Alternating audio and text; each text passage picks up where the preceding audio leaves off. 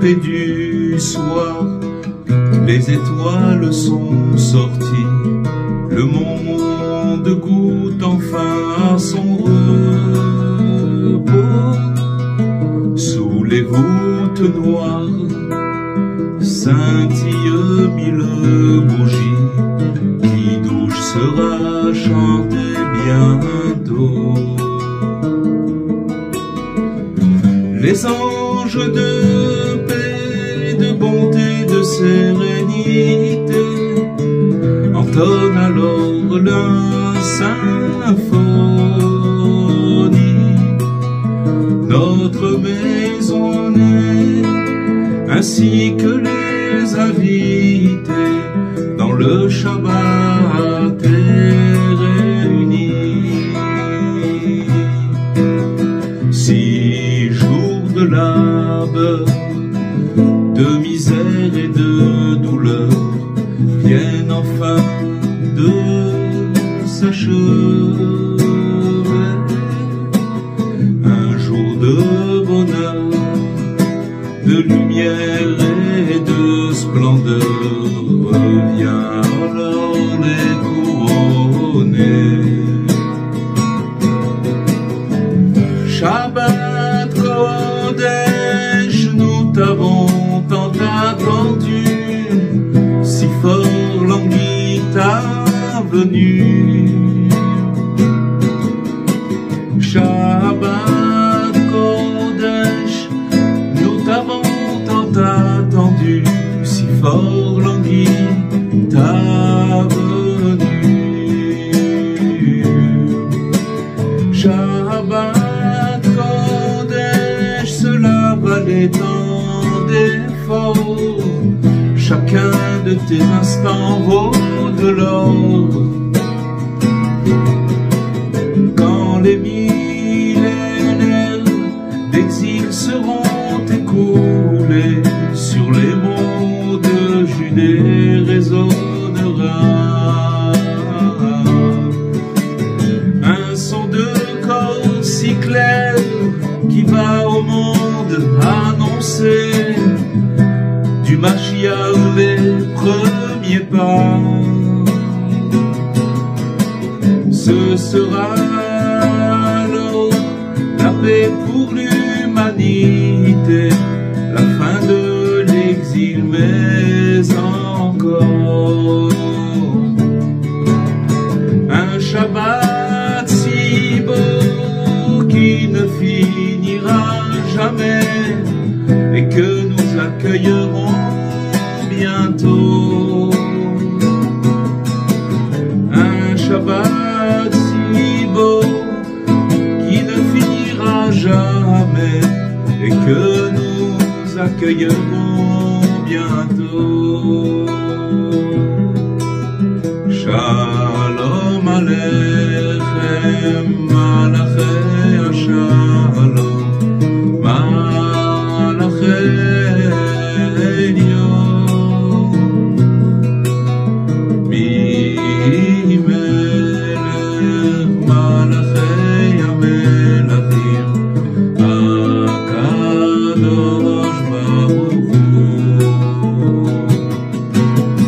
Shalom Aleichem, Malachei Shalom, Malachei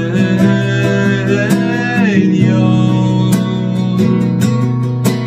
Mi-Melech Malachei HaMelachim, HaKadosh Baruch Hu.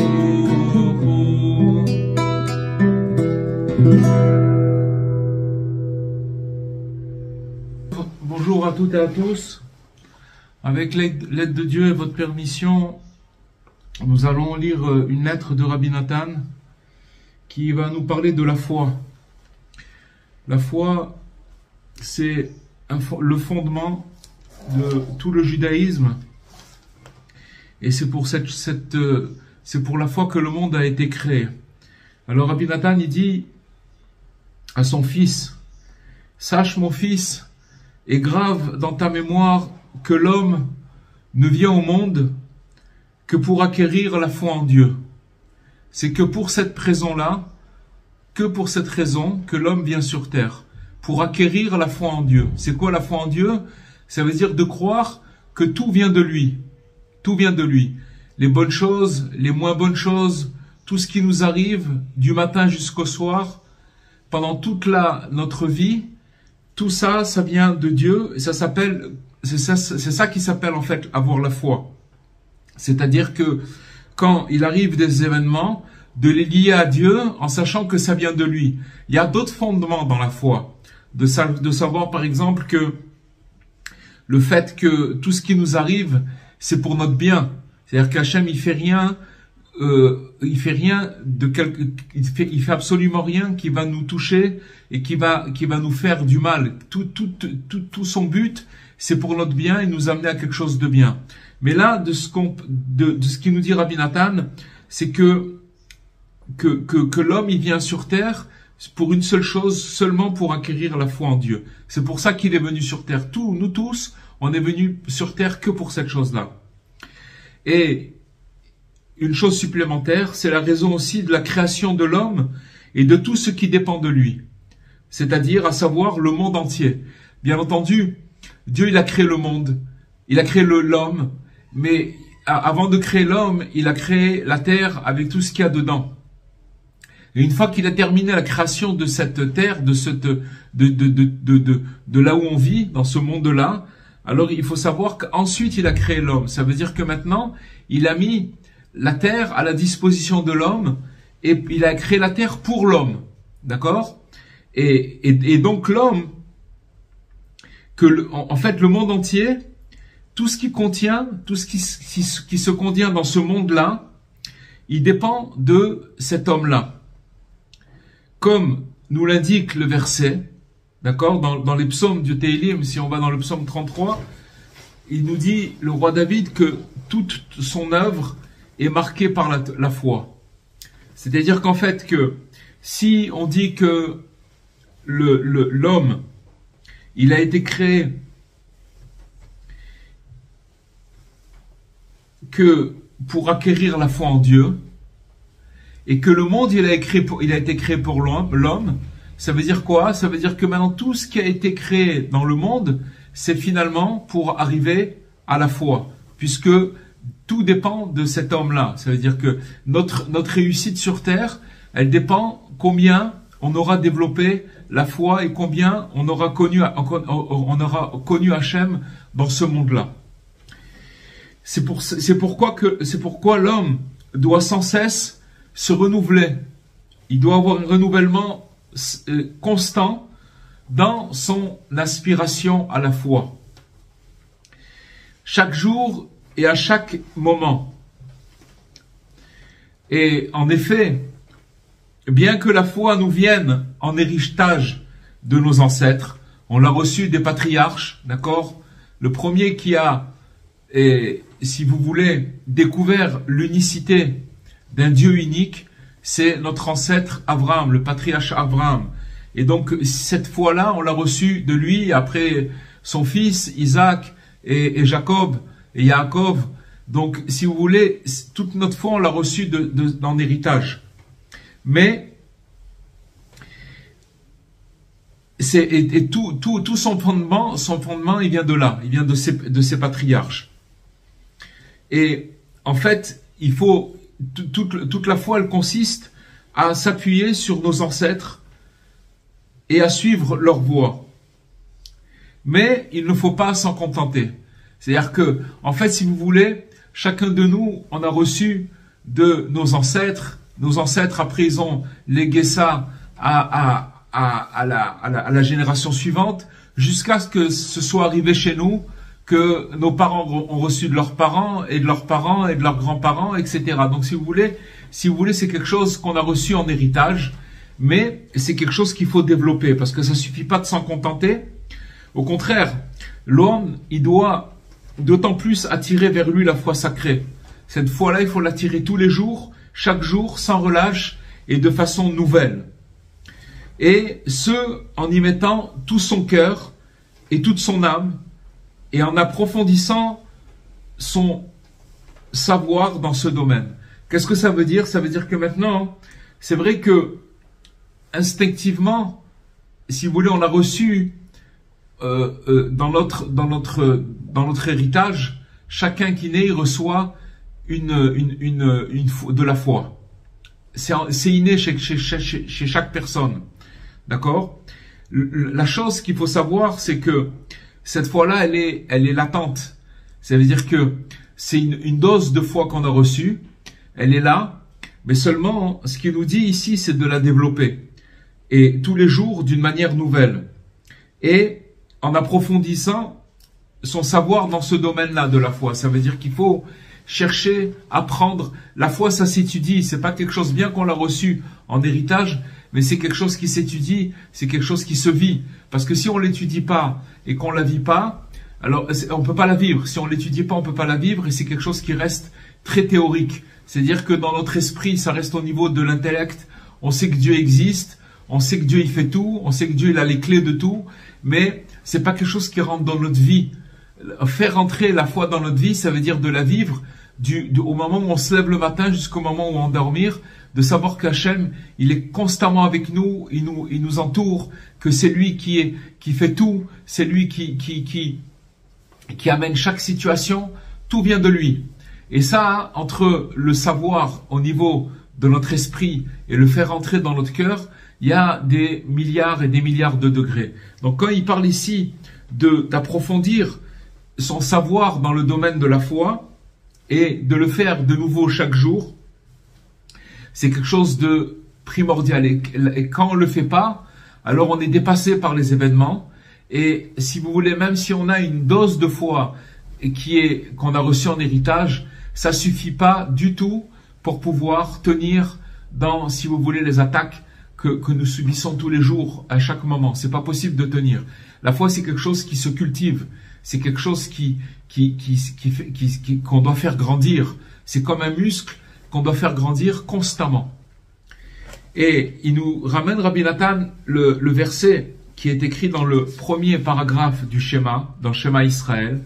C'est marqué là-bas que les paroles que je t'ordonne aujourd'hui seront gravées dans ton cœur.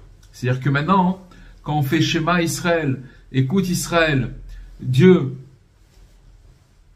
notre Dieu est un, d'accord? Shema Israël, Hashem Elokeinu, Hashem Echad. Ça veut dire que après, dans le premier paragraphe, il nous dit que les paroles que je t'ordonne aujourd'hui seront gravées dans ton cœur. C'est-à-dire que cette unicité de Dieu, on doit journellement la graver dans notre cœur. Et nos sages, ils déduisent de la mention du mot aujourd'hui, d'accord, quand on parle dans ce verset, les paroles que je t'ordonne aujourd'hui, qu'est-ce que ça veut dire le mot aujourd'hui? Ils déduisent, nos sages de mémoire bénite, que chaque jour, sans exception, ces paroles seront comme nouvelles à tes yeux. D'accord? C'est quelque chose qu'on doit renouveler chaque jour et qui doit être nouveau à nos yeux tous les jours. Parce que, si vous voulez, il se passe tellement de choses dans une journée que, si vous voulez, comme on est tout à l'heure, on est dépassé par les événements qui se passent. Même si c'est une journée où il se passe pas, c'est comme on appelle, comme on dit la routine, d'accord? C'est la routine. Même quand on parle de routine, mais ça reste quand même, on est quand même dépassé. Si, en plus de ça, dans cette routine, il y a des soucis, il y a des problèmes, alors là, on est complètement noyé. On est complètement dépassé par les événements. Et donc, il nous dit que, qu'est-ce que ça veut dire que ce soit nouveau à nos yeux? D'accord? Chaque jour sans exception.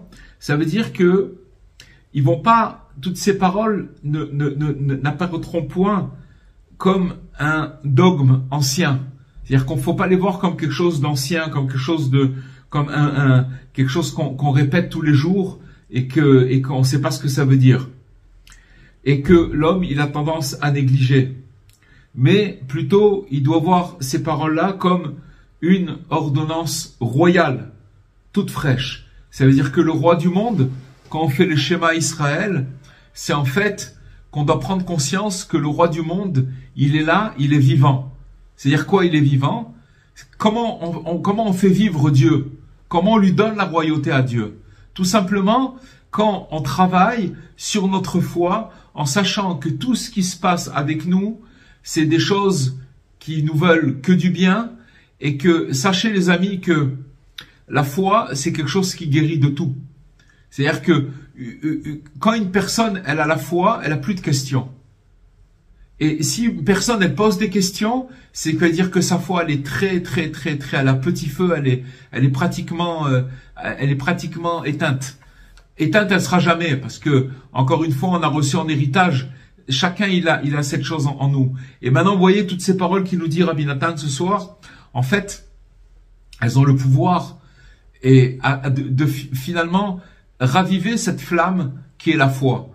Elle est en nous, et les paroles qu'il nous dit ce soir, c'est des paroles qui pourront nous faire raviver cette flamme et la développer et la faire briller de plus en plus. Mais c'est quelque chose qu'on doit faire tous les jours. C'est pour ça qu'on fait le schéma Israël. Écoute Israël, ça veut dire que c'est quelque chose c'est des paroles qu'il faut, c'est une ordonnance qu'il faut, il nous dit une ordonnance royale qui doit être à nos yeux toute fraîche. C'est-à-dire que maintenant, et c'est ça faire vivre Dieu.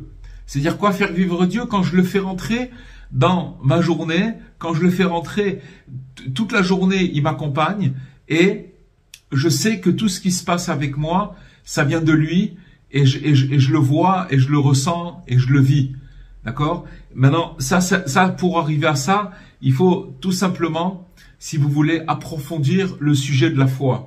Ça veut dire de savoir que de l'étudier, d'en parler, de parler de la foi, c'est quelque chose qui amène de la foi elle-même. C'est-à-dire que qu'on finalement se reconnecte à cet héritage qu'on a reçu, mais cet héritage-là, si vous voulez, si on le développe pas, alors il reste presque éteint. Il est toujours là, mais il est plein de gravats, plein de poussière. Et si vous voulez, on est étouffé par tout ce qui se passe autour de nous. Et il nous dit, Rabbi Nathan, qu'il faut souligner que tout ce qu'on vient de dire, tout ceci, a été développé précisément au sujet du verset Shema Israël. Et le Shema Israël, en fait, c'est la prière, c'est la Bible du peuple d'Israël. Quand on parle Shema Israël, en général, quand vous parlez à quelqu'un, le Shema Israël, c'est quelque chose c'est après 120 ans, c'est la chose que la personne doit dire avant de quitter ce monde. Ça veut dire que maintenant il va partir dans un autre monde et il doit, si vous voulez, renouveler, même au moment où il quitte ce monde, il doit renouveler. Et s'il n'a pas la force de renouveler cette chose-là, cette unicité, alors ce seront d'autres personnes qui le feront à sa place. Ça veut dire qu'ils liront le schéma, cette phrase, cette prière du peuple juif. Et cette prière-là, du schéma, elle vient mettre en relief que cette nécessité de renouveler quotidiennement que l'unicité de Dieu qui est le domaine de la foi. Pourquoi on a le devoir, le commandement de Dieu de dire le schéma le matin et le soir? D'accord? Pourquoi on le dirait pas une fois par semaine ou on le dirait une fois par mois? Voilà, on fait Kippour une fois par an, on fait Shabbat une fois par semaine. Vous voyez, il y a des choses, des commandements qui se répètent, mais qui sont périodiques et des fois qui sont espacés dans le temps. Pourquoi Dieu, il nous a demandé de renouveler cette parole? C'est pas de le dire comme un robot et d'une manière complètement détachée, mais le fait si vous voulez, de le dire tous les jours, ça nous indique que on doit le renouveler, principalement de se renouveler dans le domaine de la foi, qui en fait englobe le domaine de la foi, il englobe et soutient la Torah dans sa totalité. Parce qu'il faut savoir une chose, les amis, c'est que le fait d'accomplir la Torah, les commandements, ça a pour but, un seul but, c'est d'arriver à la foi. Et une fois j'ai entendu le Rav Arush racontait quelque chose de très intéressant. Il a beaucoup, le Rav Arush parlé sur la foi. Il a beaucoup écrit, il a beaucoup parlé. Il est très axé sur cette notion de la foi. Et donc, il a fait beaucoup de cours sur ce sujet et continue à en faire d'ailleurs. Et donc, à l'époque où il y avait des disques, encore des disques, des CD, et alors il distribuait ces CD partout dans les carrefours en Israël. Quand je dis les carrefours, c'est les endroits où il y a... C'est pas les carrefours où on fait les courses en France. Les carrefours, ça veut dire les croisements de chemins, là où il y a des feux rouges, il y a des gens qui venaient et qui donnaient des disques pour que les gens puissent entendre ces cours-là. Et une fois, il a parlé de la foi dans un des cours, et donc son cours a été distribué. Il est tombé sur ce cours, il est arrivé chez une personne qui n'était pas du tout religieuse. Mais il a pris le cours et il a commencé à développer. C'était en fait, il parlait du remerciement. Mais le remerciement, ça veut dire quoi? C'est-à-dire que quand maintenant je remercie Dieu, même quand il m'arrive quelque chose de désagréable, ça veut dire que je considère que Dieu, ce qu'il m'a envoyé maintenant, c'est pour mon bien. Et si c'est pour mon bien, donc je dois le remercier. Vous comprenez? Ça veut dire que maintenant il m'arrive quelque chose, une galère, n'importe quoi. Et maintenant, je commence à remercier Dieu pour ce qui m'est arrivé de désagréable. C'est pas difficile de remercier Dieu quand quelque chose de bien nous arrive, d'accord? C'est quelque chose de très facile. Mais de remercier Dieu quand c'est quelque chose qui nous plaît pas ou qui nous contrarie, alors c'est quand même difficile. Et donc, il expliquait que c'était ça, la Emouna, ça veut dire de comprendre que puisque Dieu il fait tout pour notre bien, il ne fait que du bien, du matin au soir et tout le temps, et il nous amène que vers le bien et que dans un endroit extraordinaire. Donc maintenant, si en route, il y a des choses qui sont désagréables et qui m'arrivent, je dois remercier pour cette chose-là, puisque maintenant, il fait pour mon bien. C'est un degré de foi où, bien entendu, il faut l'étudier, il faut le répéter, et il faut amener des exemples, et c'est quelque chose qui se développe, d'accord? Bon. Alors, il était tombé, ce disque-là, dans la voiture de quelqu'un qui n'était pas du tout religieux. Et donc, il a commencé à prendre les choses textuellement, il a commencé à remercier Hachem, il a recommencé à remercier, il a commencé à travailler sur la foi, et il a commencé à réussir. Il était content, il était heureux, il avait le sourire, il a commencé à voir combien la foi, la force qu'il y a dans la foi de croire en Dieu, de le vivre, de faire rentrer Dieu dans sa vie, combien de joie ça met à la personne. Et il a commencé à vraiment atteindre un niveau de joie et de croyance très très grand. Maintenant, cette personne non religieuse, elle avait un frère, et ce frère-là, il était religieux, il faisait les commandements de la Torah, il faisait les bonnes actions, il étudiait, il avait une famille nombreuse, et vraiment, il avait des problèmes d'argent, etc.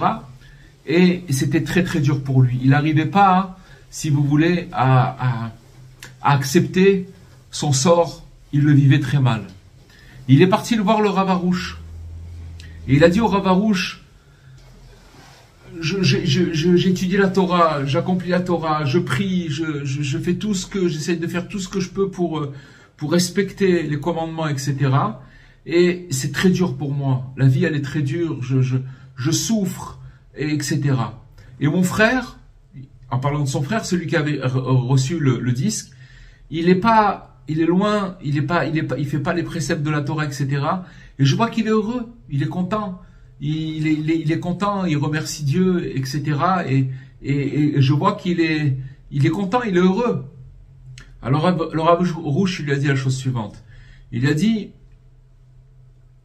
si vous voulez, la Torah, tous les préceptes, tous les commandements, c'est une voiture, c'est un véhicule qui doit nous amener dans la forêt. Si par exemple vous avez un véhicule et que on vous dit que le but c'est d'arriver dans une forêt, d'accord? Alors vous vous servez du véhicule pour arriver à la forêt. Exactement la même chose. Si vous voulez, si vous prenez la Torah comme un véhicule, et que la forêt, c'est la foi. D'accord? C'est de connaître Dieu. Donc vous allez utiliser tous les préceptes de Dieu pour arriver à la foi, pour connaître Dieu.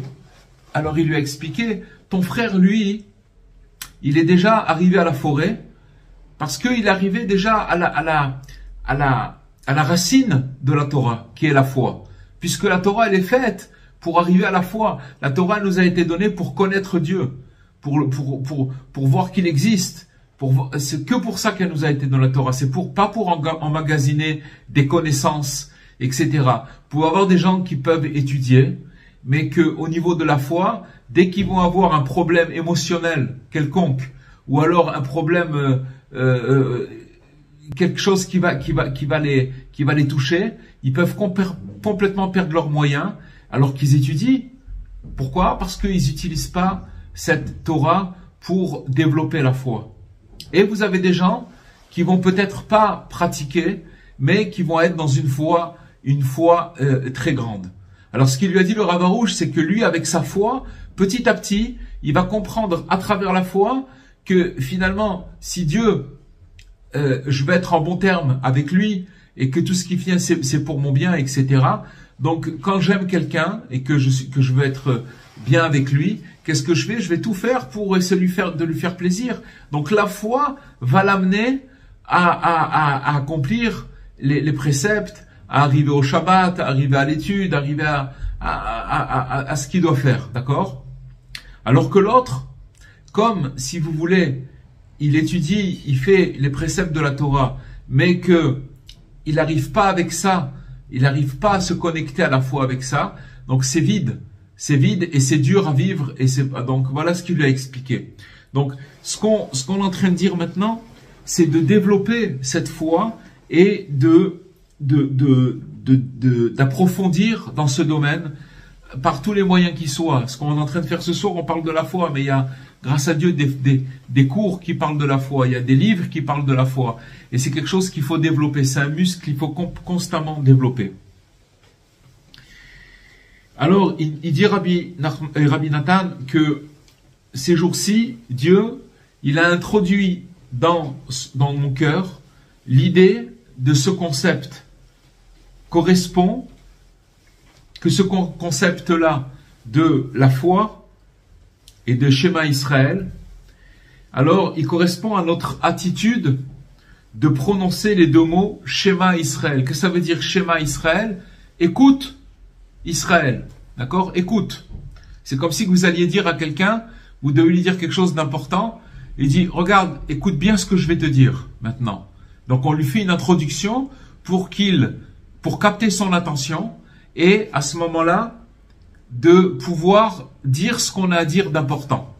Donc Rabbi Nathan, en réfléchissant, il a commencé à voir que le mot Shema Israël, ces deux mots-là, écoute Israël, ils sont dits avant d'accepter la foi en l'unicité divine. Avant de dire Shema Israël, avant de dire Hashem Elokeinu Hashem Echad, Hashem est notre Dieu, Dieu est un, d'accord? On dit d'abord Shema Israël, et de prime abord, d'accord? Pourtant, il semblerait en fait suffisant d'affirmer l'essentiel de l'unicité divine. Pourquoi on a besoin de dire d'abord écoute Israël, contenu dans les mots, d'accord? Ça veut dire que finalement on aurait pu dire l'Éternel est notre Dieu, l'Éternel est un, ça suffit. On n'a pas besoin de dire Shema Israël, l'Éternel est notre Dieu, l'Éternel est un. On peut dire directement l'Éternel est notre Dieu, l'Éternel est un. Alors pourquoi commencer d'abord par ces deux mots, écoute Israël? Alors il nous dit Rabbi Nathan qu'en réalité, ces deux mots, qui sont une introduction, ils viennent éveiller le cœur de l'homme, pour en fait qu'il tende son oreille, qu'il tende bien son oreille, et aussi son cœur aux paroles que sa bouche exprime. En fait, quand on dit Shema Israël, on ne dit pas Shema Israël à son voisin, on ne le dit pas à quelqu'un, on le dit à soi-même. On le dit, c'est une parole qu'on répète 2 fois par jour, et des fois 3 fois, même qu'on le fait avant d'aller dormir le soir, et que 3 fois par jour, on s'éveille, on éveille notre audition, c'est-à-dire qu'on écoute, on entend, d'accord, et notre cœur, pour écouter ce que notre bouche, elle exprime. En fait, c'est le sens de la kavana. La kavana, ça veut dire le fait de se concentrer et d'écouter ce que notre bouche sort. C'est-à-dire que nos oreilles, elles écoutent notre bouche, ce qui sort de notre bouche, et dans ce cas-là, c'est fait pour éveiller nos oreilles et à travers nos oreilles, notre cœur. Et en plus, il nous dit, Rabbi Nathan, que c'est une invitation à porter à chaque fois, en fait, un regard tout à fait nouveau à ses propos. C'est-à-dire que quand on va dire le schéma Israël, alors il faut que ce soit quelque chose, au moins c'est pour ça que c'est très très important que quand on dit schéma Israël, au moins la première phrase, c'est quelque chose où il faut se concentrer pour renouveler, si vous voulez, c'est là où on renouvelle notre foi. Parce qu'on se rappelle que tout ce qui arrive, c'est Dieu, il est unique, ça vient que de lui. C'est pour ça qu'on commence chaque jour à dire « Écoute Israël, schéma Israël ». Parce que lorsque on va déclarer quelque chose de nouveau, alors on prévient d'abord en ces termes. D'accord? Quand on vient dire à une personne quelque chose de nouveau et d'important, alors on prévient en ces termes. Écoute bien ce que je vais te raconter. Je vais te dire quelque chose de très très important, écoute bien. C'est ce qui explique la présence des 2 mots « Écoute Israël ». Écoute Israël, il vient juste en préambule, pour capter et pour nous mettre dans une attention. Et c'est quelque chose qu'il faut faire sur nous-mêmes, que quand on fait le schéma Israël, et prononcer avant qu'on va faire l'affirmation de la foi, de l'unicité divine. Et donc c'est quelque chose qui vient éveiller le cœur des enfants d'Israël pour qu'ils tendent bien l'oreille et le cœur à leurs propos. Ils sont en train de dire un propos maintenant. Quand on fait le schéma, on est en train de dire quelque chose. Est-ce qu'on écoute? Est-ce que nos oreilles les écoutent? Est-ce que notre cœur il est capté parce qu'on est en train de dire maintenant le schéma Israël, afin que ces paroles-là, à leurs yeux, ils aient une apparence complètement nouvelle. Et il nous dit, Rabbi Nathan, qu'il voudrait faire également remarquer que nos sages de mémoire bénie ont déduit de ce verset qui commence par le verbe écoute. Alors, de ce verset qui veut dire écoute Israël, d'accord? Alors, ils nous disent nos sages que fais entendre à tes oreilles les mots qui sortent de ta bouche. Qu'est-ce que ça veut dire fais entendre à tes oreilles les mots qui sortent de ta bouche? Ça veut dire qu'on doit se concentrer sur les paroles qui sortent de notre bouche, c'est juste une phrase, et que cette phrase-là, on doit se concentrer dessus pour pouvoir éveiller notre cœur à renouveler l'unicité de Dieu. Ça veut dire de savoir que Dieu, il est un. Donc, l'homme, il doit donc tendre l'oreille aux propos qui sont issus de sa propre bouche. Il doit les écouter attentivement et ne pas les considérer comme un vieux refrain. À Dieu ne plaise.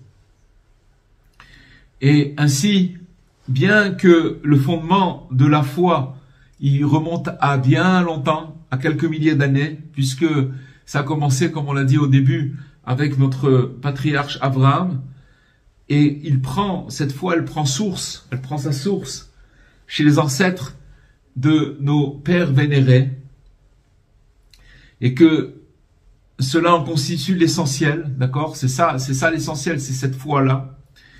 Mais il n'en reste pas moins que chaque jour, l'homme, il doit percevoir et accepter dans son cœur la foi d'une façon nouvelle. C'est-à-dire que c'est ça la renouveler. Parce que sinon, on ne sait plus ce qu'on dit. C'est-à-dire que maintenant, on a ce privilège de pouvoir dire le schéma et de le dire. Et ce privilège-là, il est pour ajouter encore une goutte de rosée de foi dans notre cœur. À chaque fois qu'on le dit, juste si on se concentre sur ce qu'on est en train de dire et que on est en train de faire passer dans notre esprit tout ce qui peut se passer avec nous, alors à ce moment-là, on annonce et on dit que tout ce qui se passe, Dieu est l'éternel est notre Dieu, éternel est un. D'accord? Ça veut dire que maintenant, tout ce qui s'est passé avec moi, ça vient de lui. Et le fait que je me concentre sur ce qui sort de ma bouche, que je prête attention de ce qui sort de ma bouche, c'est ça qui va éveiller mon cœur. Et Rabbi Nathan, il nous dit qu'il est impossible d'expliquer cette notion, que ce soit par écrit ou par oral. Donc vous voyez qu'on parle de quelque chose d'immensément grand et que c'est quelque chose qu'on ne peut pas expliquer du tout, ni par écrit, ni par oral, parce qu'elle diffère pour chacun, selon ce que son cœur est capable d'estimer. Voilà ce qu'on a dit comme parole maintenant ce soir. Chacun de nous, on capte la chose, la foi, d'une différente manière. Donc c'est pas quelque chose qu'on peut expliquer. On est obligé de parler de choses générales, de la foi, d'éveiller notre attention sur l'unicité, qu'est-ce que ça veut dire le schéma Israël, mais en fait, c'est pas quelque chose qu'on peut expliquer ni par écrit ni par oral, parce que ça diffère chez chacun, chacun le ressent d'une manière différente. Parce que chez une personne, ça peut amener une personne à s'émerveiller, au point de craindre et de trembler face au scintillement émanant de l'authenticité de la foi sacrée. Ça veut dire que quand à chaque fois on éveille notre attention sur cette phrase-là, ça fait scintiller cette foi sacrée. D'accord? Et quand elle scintille, alors il y en a pour qui vont se retrouver à trembler face à ce scintillement. D'accord? Et d'autres qui vont peut-être moins ressentir la chose, mais chez chacun, il y a quelque chose, un ressenti. C'est pour ça que c'est différent pour chacun. Et que ce sentiment-là, il est constamment renouvelé. Parce qu'il faut savoir que, en fait, quand on fait le chemin Israël, il faut savoir que maintenant, comme la foi, elle est constamment renouvelée, c'est-à-dire que Dieu, il renouvelle la foi à chaque fois. Pourquoi? Pourquoi? Parce que Dieu, il est vivant. Dieu, on a une impression de continuité, si vous voulez, dans la nature. Donc, comment Dieu, il y a le jour qui se lève, le jour qui se couche, il y a vous comprenez, les mêmes décors, les mêmes trucs. Donc, on a une impression de continuité comme ça, que les choses elles sont statiques. Mais en vérité, si quelqu'un, il ouvre un petit peu les yeux et qui travaille sur sa foi, il va commencer à voir dans les détails les plus intimes de la vie, combien Dieu il est présent, combien Dieu il est là, et combien Dieu il nous fait des signes sans arrêt. Et il faut développer cette chose-là. Et sentiment qui est constamment renouvelé, car nous avons le mérite de croire en Dieu, qui est en fait l'essence de la vie. Ça veut dire que maintenant, il nous fait une parenthèse, et il nous dit que finalement, croire en Dieu, c'est l'essence de la vie. C'est-à-dire que quelqu'un qui croit en Dieu et qui développe sa foi, alors plus il développe sa foi, plus il va développer la vie. Et une personne qui est abattue, c'est tout simplement parce que sa foi elle est très faible. Et donc il va commencer à avoir des millions de questions. Et pourquoi c'est comme ci? Et pourquoi ça arrive comme ça? Et pourquoi celui-là il m'a fait ci? Et pourquoi ça? Et pourquoi?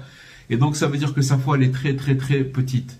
Alors qu'une personne qui va développer sa foi, plus il va développer sa foi, plus il va s'attacher à l'essence de la vie, d'accord? Puisque c'est Dieu, la foi c'est Dieu. Et dans ce cas-là, toutes ces questions elles vont commencer à disparaître. Elles vont partir. Et donc, on a le mérite de croire à cette essence de la vie. C'est l'unique, l'éternel, c'est lui l'initiateur, c'est lui le créateur de tout dans sa bonté, et que son nom soit béni et exalté à tout jamais. Et à partir de là, n'importe quel homme au monde peut se revivifier. Comprenez, voyez, regardez le conseil, la chose extraordinaire, on a parlé de quelque chose de très simple et de très élevé en même temps, mais il nous dit que n'importe quel homme au monde peut se revivifier, quel que soit le niveau où il se trouve.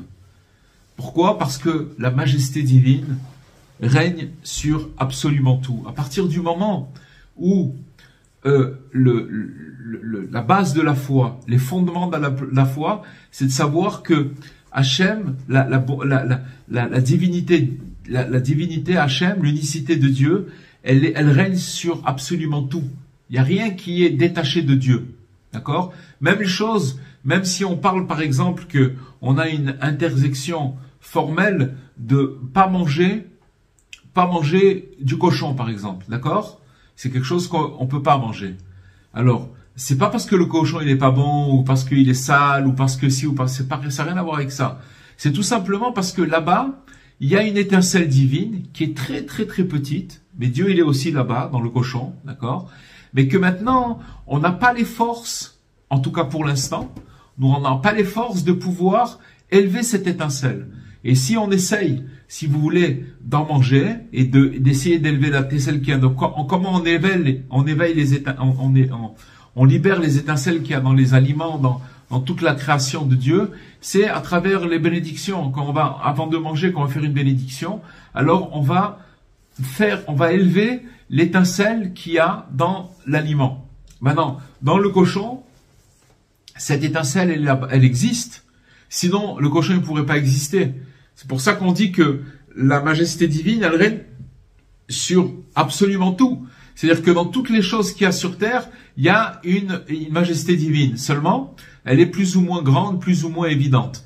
Et donc, si une personne, elle s'amuse, elle mange, elle veut manger du cochon, alors là, il va tomber dans des questions extraordinaires. Il y a cette fameuse histoire très connue où une fois, il y a une personne qui est venue voir le Chafetz Chaim, Rabbi Meir HaKohen de Radin, d'accord, qui a parlé qui a écrit le Lashon Hara, qui a écrit le Mishnah Berurah, voilà, et il est venu le voir au Chafetz Chaim, il a dit, j'ai des questions, Rabbi, j'ai une question. Alors le Chafetz Chaim, il lui a dit, j'ai juste une question à te poser avant que tu me poses ta question. Est-ce que ta question, elle t'est venue après avoir mangé du cochon ou avant? Alors la personne, elle a commencé à prendre conscience que finalement ces questions, elles étaient venues par le fait qu'il avait mangé et que c'était un aliment interdit et que à cause de ça, il était rentré dans des questions. Donc, il faut savoir que la foi, elle est partout et que c'est l'essence de la vie et que plus on la développe et plus on élimine les questions de notre vie et on commence à plus avoir de questions et à comprendre que tout ce que Dieu fait, c'est pour notre bien. Voilà les amis. Alors je vais mettre le micro. Bezrat Hashem, qu'on ait le mérite de s'attacher à la foi divine, Bezrat Hashem, à la foi sacrée. Amen. Amen. Alors, ce que vous nous expliquez ce soir, c'est que quand on dit le Shema Israël, et qu'on a toujours eu l'impression d'appeler tout le peuple, on s'appelle nous-mêmes en fait. Mais oui. On appelle notre propre voix intérieure pour s'éveiller à l'amour d'Hachem. C'est l'amour d'Hachem, je vais vous dire, c'est quoi? C'est d'abord, comme il dit Rabbi Nathan, c'est d'abord que nos oreilles font attention à ce que notre bouche dit. D'accord? Quand déjà on est attentif à ce qu'on est en train de nous dire, alors automatiquement, il y a une chance que ça rentre dans notre cœur. Shema Israël, attention à ce que je vais te dire maintenant. Donc, on capte l'attention de la personne. La personne, après, elle a des oreilles pour entendre, pour écouter. Et dans ce cas-là, ça rentre dans le cœur. Mais l'amour de Dieu, et c'est pas pour capter l'amour de Dieu. L'amour de Dieu, c'est que quand on arrive à vivre dans la foi et de savoir que tout ce qui se passe, c'est l'unicité de Dieu, alors là, après, on commence à avoir l'amour en Dieu. Parce que on commence à comprendre que tout ce qui nous arrive, il nous arrive rien de mal. Ça n'existe pas le mal chez Dieu. Nous on le, si vous voulez, on le définit, on le traduit comme quelque chose de pas agréable, parce qu'on n'a pas les capacités, si vous voulez, et le récipient pour pouvoir vivre les choses comme il faudrait les vivre.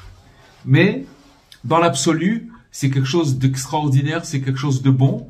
Et maintenant, à nous de faire les efforts et de développer cette chose et de travailler pour arriver à comprendre que il y a que l'unicité de Dieu et que si on croit en Dieu avec tout et de développer ce fondement-là, alors dans ce cas-là, on va commencer, oui, à aimer Dieu vraiment, parce qu'on va comprendre que c'est extraordinaire sa création, tout ce qu'il fait, c'est pour notre bien, et on le voit. C'est pas juste d'y croire, on le voit. Parce que quand une personne, elle vit dans la Emouna, elle vit dans la croyance de Dieu, il faut savoir qu'est-ce qui se passe.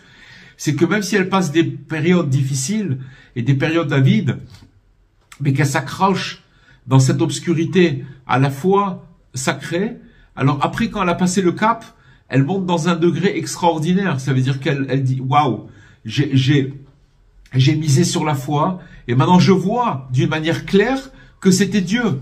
Au début, on me l'a caché, mais maintenant, comme j'ai tenu, maintenant je vois que c'était lui. Ça ne veut pas dire qu'après, il va pas retomber dans d'autres, comment dire, ramifications et dans d'autres tris dans lesquels il doit passer.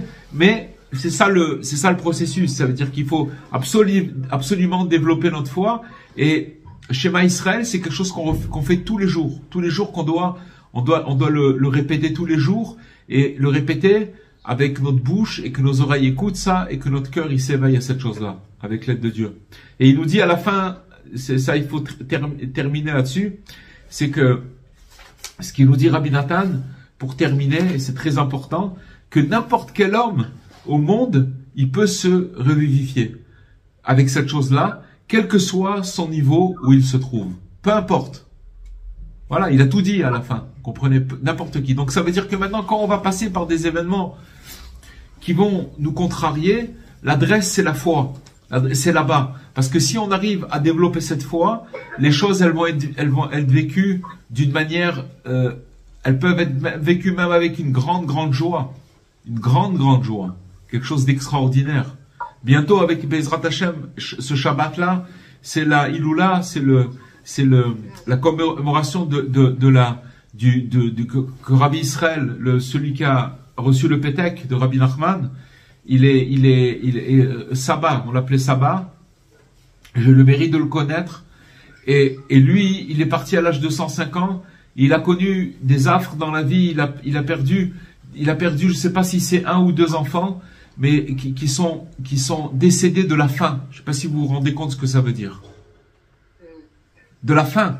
Vous vous rendez compte ce que ça veut dire à l'époque, dans les années 1900, dans les années 1890 ou 1900, il y avait la famine en Israël.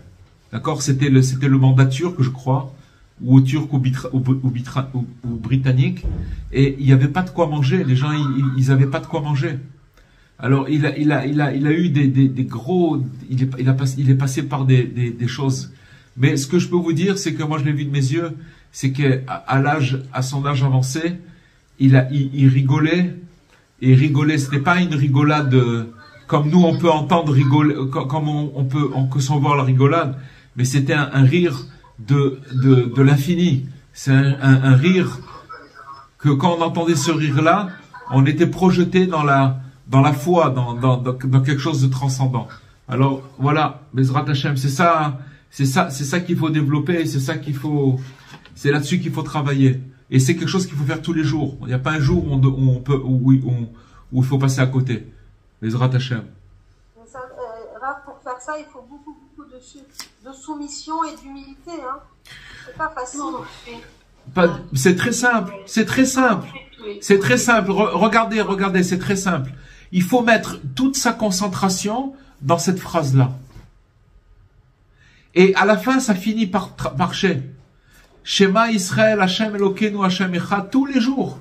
Quand on le dit, il y a combien de mots? Shema Israël, Hashem Elokeinu, Hashem Echad, il y a 6 mots. D'accord? Et mettre toute sa concentration, toute sa force dans ces 6 mots-là. Point. C'est tout. C'est ça l'exercice. Mais là, la différence, c'est que Rabbi Nathan nous a expliqué à travers la lettre qu'il a envoyée à son fils, il nous a expliqué comment ça marche. C'est pas juste une phrase qu'on dit. On le dit tous les jours. Et bien qu'on sait que c'est quelque chose d'important, on le dit, si on travaille pas très dur pour se concentrer, on oublie. On oublie. Au contraire, c'est pas qu'on oublie, c'est qu'on va avoir un antagonisme et une force contraire qui va nous amener à le dire comme un robot. Alors que c'est là-bas qu'il faut, c'est là-bas qu'on puise c'est une source de vie. Ça revivifie la personne. Comment? On prend notre vitalité de juif là-bas. Bien sûr. Et attention, quand vous dites notre vitalité de juif, oui, parce qu'on est les détenteurs et on a reçu en héritage cette chose-là. Mais c'est bon pour toutes les nations aussi.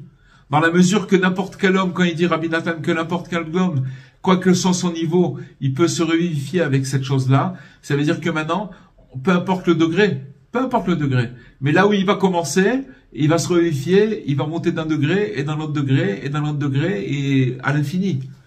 D'accord? Donc c'est valable pour tout le monde, pour chaque personne. Parce qu'en fait, le but, le peuple juif, c'est un pont. Ce pont-là, c'est le pont entre l'humanité et Dieu. Qu'est-ce qu'il vient faire le juif ici? Le juif, comme il a reçu ça comme en héritage, il doit faire profiter la terre entière de cette chose-là. Donc en vérité, le but du juif, c'est d'amener cette unicité à tout le monde, comme il a fait Abraham, notre père, notre premier père. D'accord? Qu'est-ce qu'il a fait? Il travaillait dans le magasin de son père, Terach. D'accord? Et à ce moment-là, alors son père il lui a dit, regarde mon fils, j'ai des courses à faire, si ça te dérange pas, je te laisse le magasin. Et qu'est-ce qu'il y avait dans le magasin? Il avait une usine d'idoles. D'accord? Et il avait en même temps le magasin où il faisait toutes sortes d'idoles, des petites, des grandes, des moyennes, d'accord? Avec des couleurs comme ça, selon les trucs, les machins, et les gens, ils venaient rentrer dans le magasin, oh, ça là, elle est pas mal, je vais la prendre, ça là. Vous me donnez ça là, ce qui est sur l'étagère à droite, là-bas. À gauche. Très bien. Alors il lui a demandé à son fils, il a dit, Abraham, s'il te plaît, est-ce que tu peux tenir le magasin pendant que je m'occupe, j'ai des choses à faire. Alors Abraham, il s'est mis au magasin, et il y a un bonhomme de 50, 60 ans qui est rentré dans le magasin et il lui a dit, waouh, je voudrais cette idole. Alors il lui a dit, ah, tu veux cette idole? Très bien. Quel âge tu as? Il dit, j'ai 58 ans. Il dit, mais attends, je comprends pas, cette idole-là, elle vient de sortir de l'usine. Elle est toute neuve. Et toi, hein, tu as 58 ans et tu vas te prosterner devant une idole qui vient de sortir de l'usine? Qu'est-ce que ça veut dire? Le bonhomme, il a commencé à avoir honte. Il est sorti, il n'a pas acheté. Après, il y a une femme qui est rentrée, une dame. Elle est rentrée avec de la semoule. Et elle a dit, je voudrais donner, si vous me permettez, à manger aux idoles. Et elle a commencé à prendre son ravier de semoule. Elle a commencé à mettre un peu de semoule devant chaque idole. Et puis elle est partie. Alors, quand elle est partie, qu'est-ce qu'il a fait Abraham? Il a commencé à casser toutes les idoles du magasin de son père. Et il a laissé la plus grande. Alors, à un moment, son père, il est rentré. Il a dit, mais qu'est-ce qui s'est passé? Pourquoi toutes les idoles, elles sont cassées? Il dit, papa, tu sais pas ce qui s'est passé? Il y a une dame qui est venue et elle a mis du manger. Et les idoles, elles ont commencé à se disputer. Et il a commencé à voir, elles ont pris, ah oui, ce qu'il a fait aussi, c'est qu'il a pris le bâton avec lequel il a cassé toutes les idoles, Abraham, et il l'a mis dans la main de l'idole de la plus grande. Il dit, ils ont commencé à se disputer, la grande idole, elle a commencé à piquer une crise, elle a commencé à donner des coups à toutes les idoles, et toutes les idoles se sont cassées. Terach, qui était un grand idolâtre, il a dit, mais dis-moi, tu te fous de moi ou quoi? Est-ce qu'une idole, elle peut taper une autre truc? Est-ce qu'un morceau, une statue, elle peut taper? Elle peut faire des choses comme ça? Vous savez ce qu'il lui a dit Abraham, à son père? Il lui a dit, papa, écoute les paroles qui sont sorties de ta bouche maintenant. Tu viens de me dire qu'une idole, elle peut faire ça. Si une idole ne peut pas faire cette chose-là, comment toi, tu peux servir et vendre des idoles? Comme ça qu'il a commencé, petit à petit, à amener les gens à la foi. Donc, si vous voulez, le peuple juif, il a comme mission de faire connaître l'unicité de Dieu. Et c'est donner l'exemple. Pour faire connaître l'unicité de Dieu à tout le peuple, il faut déjà soi-même croire en Dieu. Si on ne croit pas en Dieu, comment on peut? C'est pas juste dire, ah oui, moi, je suis juif, je crois en Dieu, j'ai reçu ça en héritage, et voilà, je crois. C'est vrai que tu y crois. Mais seulement, est-ce que tu l'as développé? Est-ce que tu le vis tous les jours? Ça, c'est une autre paire de manches.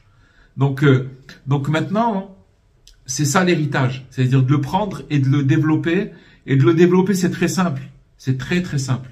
Le développer, c'est très simple. C'est que maintenant, quand on va finir le cours, on va retrouver notre vie et on va commencer, tout revient. Voilà, les soucis, les machins, les trucs, tout ce qui. Alors, qu'est-ce que je fais avec ça? Est-ce que je me fais écraser? Est-ce que je me fais manger? Est-ce que je dis, oh là là? Même inconsciemment, les amis, même si on pose pas des questions conscientes, mais inconsciemment, on a sans arrêt des questions sur Dieu. Pourquoi il m'a fait ça? Pourquoi ci? Pourquoi ça? C'est un truc inconscient qui tourne dans notre esprit. Si maintenant on arrête avec ça, on dit, ok, moi je comprends rien, mais je sais que Dieu il fait tout pour le bien et que tout ce qui vient, ça vient de lui. Et maintenant, à partir d'aujourd'hui, je vais faire des efforts pour me concentrer sur cette phrase-là et aussi de chercher à développer ce muscle qui s'appelle la foi sacrée. Alors, vous inquiétez pas, comme ce muscle-là, il existe chez tout le monde, d'accord? Tout le monde, même si vous prenez quelqu'un qui est pas juif, à partir du moment, tout le monde croit en quelque chose. La foi, elle existe, elle est innée chez chacun, d'accord? Sinon, personne ne pourrait pas se lever le matin. C'est pas possible. Ce qui nous fait qu'on se lève le matin, c'est qu'on croit en quelque chose. Sinon, on pourrait pas se lever. Alors, tout le but, c'est d'arriver à propager cette foi, mais d'abord à la développer chez nous. Voilà, les amis. Et de la faire connaître. Bezrat Hashem. Merci beaucoup. Merci beaucoup. Voilà. Très bon enseignement. Il est là. Merci. Alors, avec l'aide de Dieu, Merci beaucoup. avec plaisir. Zakou Baruch. Et Bezrat Hashem, lundi prochain, Bezrat Hashem, ça c'est bon. Je suis en place là et Bezrat Hashem, on fait ça lundi prochain. C'est bien. Alors je vous souhaite Shavua Tov et qu'on puisse travailler, dans la Emouna et développer et travailler dans ça, Bezrat Hashem, pour qu'on puisse arriver à la félicité et au bonheur, Bezrat Hashem. À très bientôt les amis. Shavua Tov, Kol Tov.